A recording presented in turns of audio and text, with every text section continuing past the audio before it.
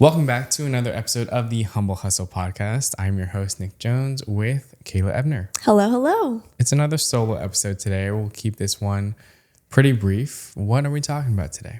We are going to talk about the pre-production and onboarding process today. So essentially, this is assuming you've already done your research on this particular client, you know enough about them, and you've secured had your discovery verbal. call. Yeah, discovery calls happened. It's all locked in. You are working together. Yes. Got a verbal What is confirmation. next? Yeah. Yep. So we're just going to talk about how we go about kind of locking it in terms of everything from creating a contract to up until before the shoot, what happens in that time period. So we'll just kind of dive right in. Yeah. All right. So, after your discovery call and everything like that, you're locked in. So then basically from there on, you should maybe on your call at least briefly discuss when, the timeline of the shoot. When is it going to happen? Is it going to be in a week? Is it going to be in 3-4 weeks? When? So locking in the date is one of the first things you should probably consider. So then when you create that contract, you know exactly what date, you're using in the contract. Yep. So once you find that, you send your contract. Definitely use a lawyer, get a template, get an official contract ready. I just recommend getting a template from, a lawyer type person, and then just using that for everything. It'll save you a lot of time. There are a couple programs out there too, actually, by photographers and videographers that there are custom things for our industry for sure. Yep. They will let you purchase them, and that's hugely valuable because they have done the trial and error periods and they know what works and what doesn't. And there are always lessons to be had. I continuously add to my agreements when things happen, and I'm like, oh, I probably should have included that in the contract. So even emphasizing just right off the bat here, having a contract is very important. I, in the past, did not have a contract. This is years ago, but in the beginning, I didn't send all of my clients a contract. For bigger projects, I did, but for littler ones, I did not. And I'm sure a lot of us know that sometimes the smaller projects can cause more of a headache than the bigger ones. And it's just really important to have your ducks in a row, and not only with the contract, but for this entire process, this pre-production phase is crucial. It is going to determine the success of the shoot, and the more that you can prepare ahead of time, the better the outcome of the shoot is going to be.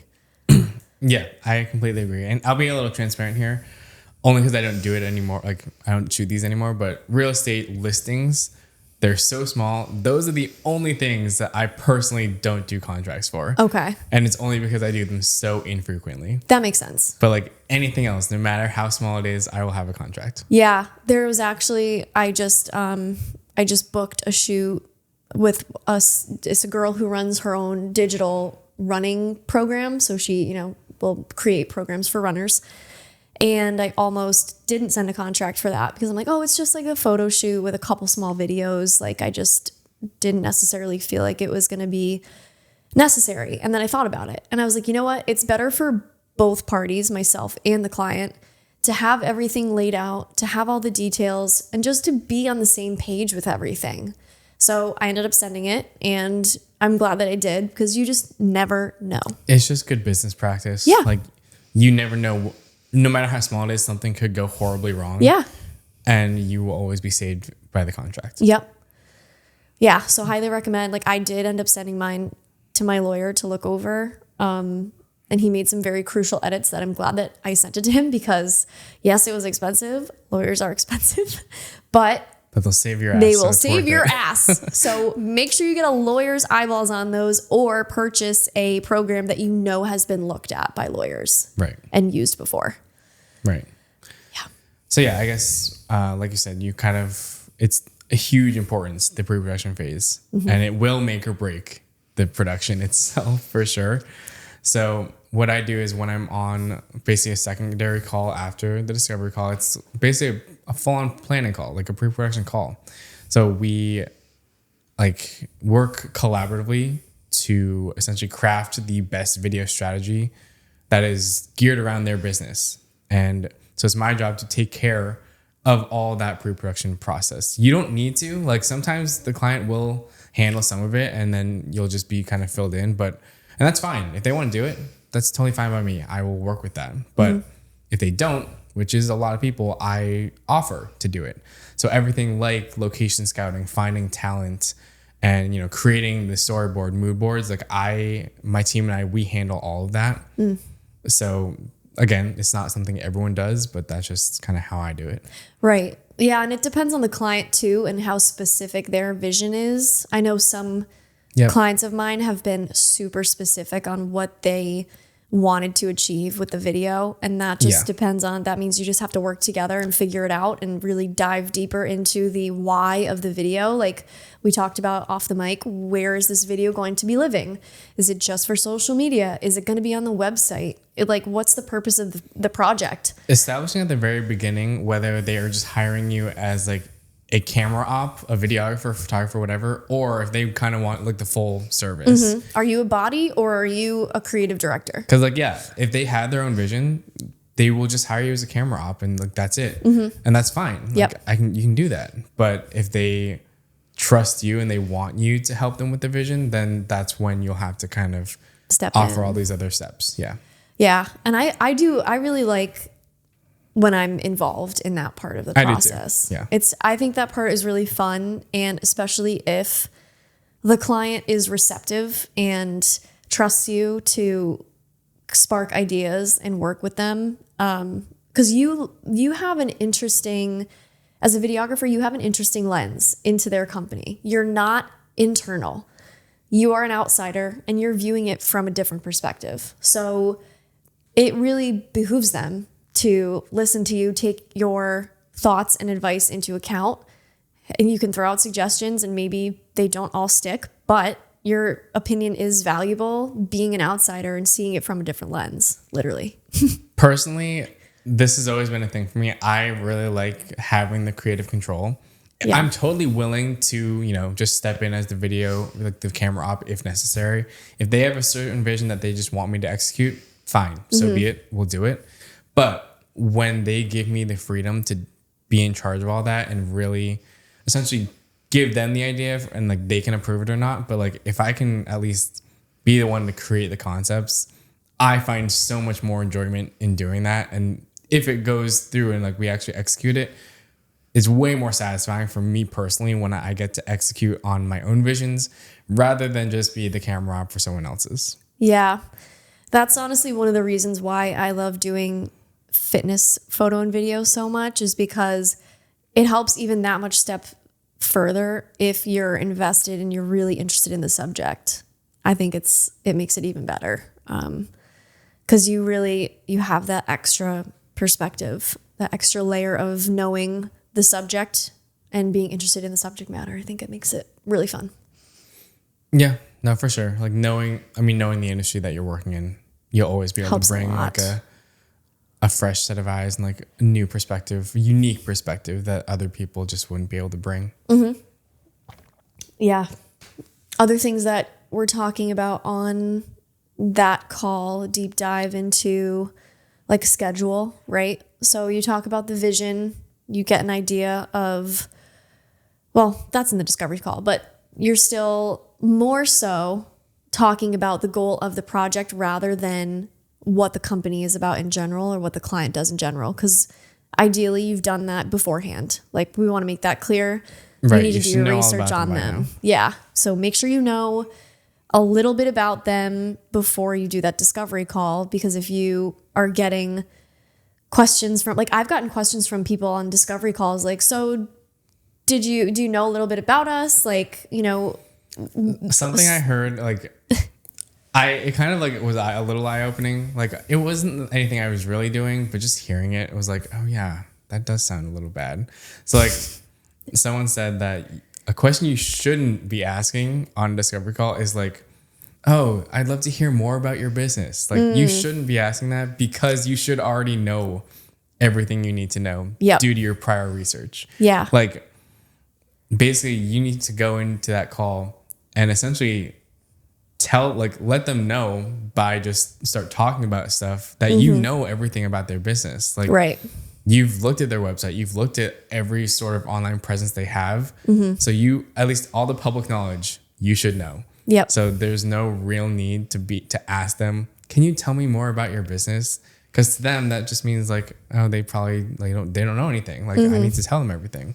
But when you come in and you let them know that you know all that beforehand, they're way more impressed.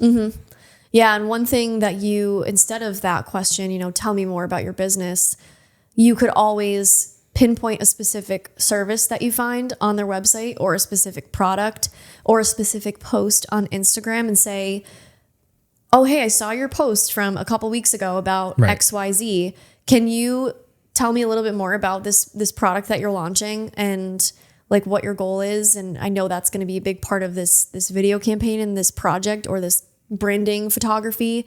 So tell me a little bit more about that. Yeah, that's what like you should be doing. pinpoint specific stuff, because that will just let them know that you pay attention and you're invested and you're interested in working with them.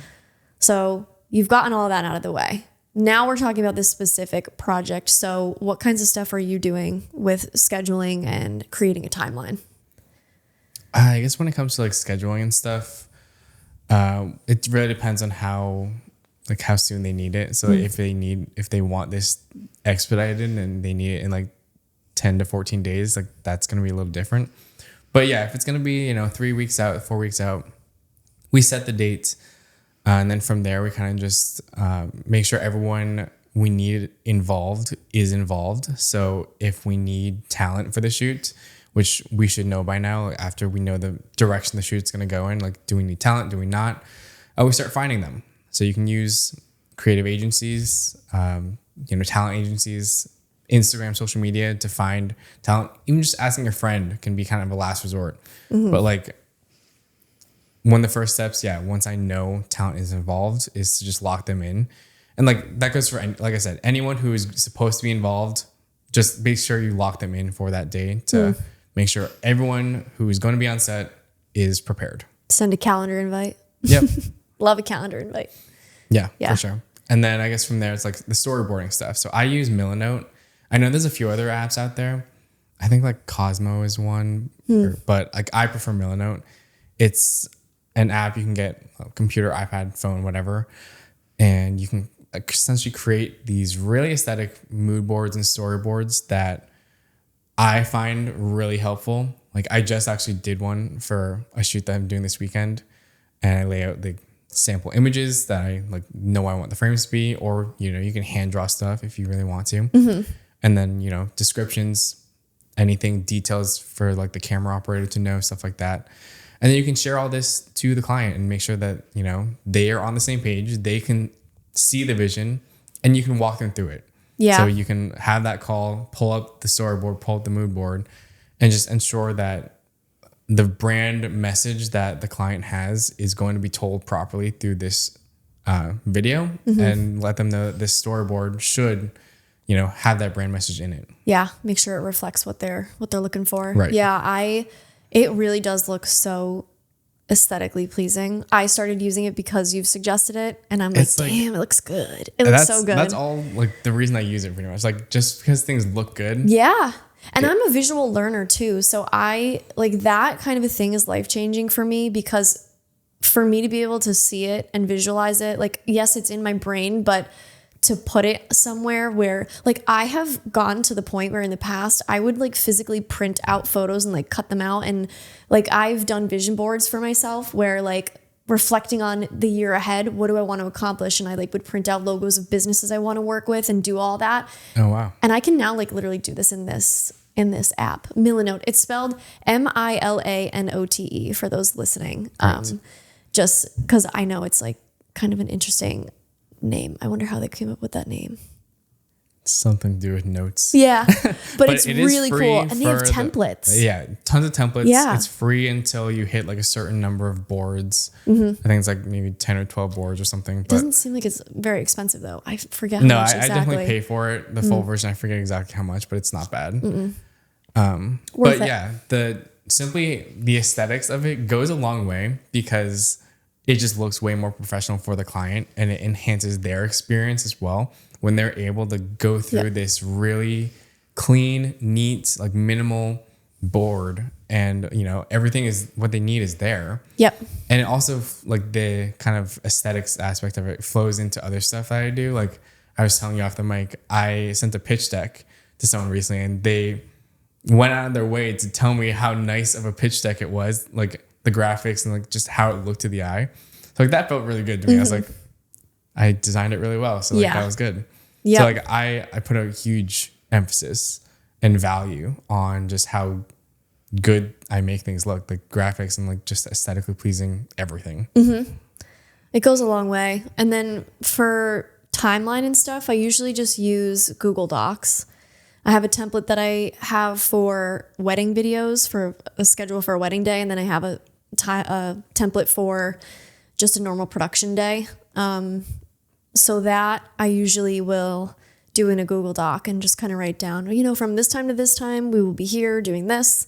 And that, creating that production schedule just helps kind of keep things on track and moving, and make sure that you hit all of the shots that you need. And then, obviously can create a little shot list underneath if you want to get that deep, and write down. I use like the little check boxes so that I can like click them physically as I go through. I also print a copy just in case, you never know if you will be able to access technology. Hard copy on set. Like, I make sure that all the relevant people's contact information is on that sheet too. So if you need to call them, cell phone numbers, if they're not there or something. Also, a little hack, I would recommend like allocating a slightly longer amount of time per each thing than you think you actually need. Because then from the client perspective, say you're supposed to be doing something from like 10 to noon, and then the next thing is supposed to start after that, and you finish at 11:30, but you knew you didn't need 2 hours to do this one thing. But from then it's like, oh, we finished early, we were on track. Yes. So it's like, it gives them a little boost of encouragement that like everything's going well when they see that, oh, we're going early, like things are going well. That's good. So like, even though if you should know, like it's going to take me roughly X amount of time, add more to that just in case, but then also for that buffer for the client. Always add a buffer, because you never know if something's going to go wrong too. And then if you don't have enough time in between as a little bit of a safety net, then you're going to fall behind. And that, we all know how that feels on a production day, and that's not good either. Right. So building in that safety net and a little bit of time in between, and like time for snacks is always important too. I mean, yeah, definitely. If you're going to be working all day, put in a lunch block. Big food motivated over here. Very food motivated. Yeah. Did you want to talk about Notion? Oh yeah. So I guess I use Milanote for the most part for all pre-production stuff, but I'll mention Notion because it's another option, I guess. Can you make mood boards and stuff in Notion? Yes. But that's not necessarily what I personally use it for. I use it mostly for myself for like task management type stuff, but it's another one of these apps that has so many options. It has templates. You can really do whatever you want in it. It's between that and Milanote, you can do anything Google Drive can do basically. So it's really just my personal alternative to like a Google Doc or Google Sheets. It just looks better to my eye. Yeah. And again, like I said, that's the only reason I do it, because I value just how good things look. You do. You're a big, like, aesthetically pleasing guy. So like, it's a good option if anyone wants to try it. It's a free thing, unless you need like a certain amount of storage or something like that. But it's worth a try if you want to just experiment with other kind of apps for file management and stuff like that. Yeah, for sure. Yeah, having these subscriptions, I mean, I really do feel like there's an app for everything. There is. So looking into these and figuring out, most of them offer free trials. So just try them out and see what you think, because it can make your life a lot easier just managing things. And you can't possibly let everything before a shoot live up in your head. Like, it needs to be out there on some sort of document. So making sure that you have something that works for you, like me, if you're a more visual learner, making sure that you have a place where you can put photos like Milanote, and just really being able to visualize all of that and have a clear idea of what's going to happen that day. I think from like the creative side, like our side, that's the most important thing.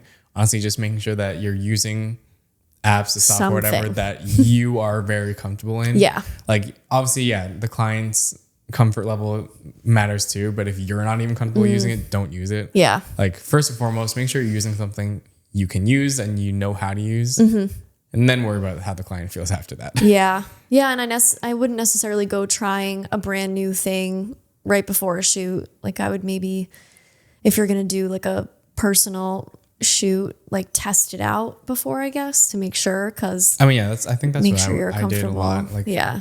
I would plan, I have probably like 6 to 8 like old spec shoot mood boards that I did Yeah. out, just still living in my Milanote. Yeah. That's a great way to experiment. Yeah, Yeah.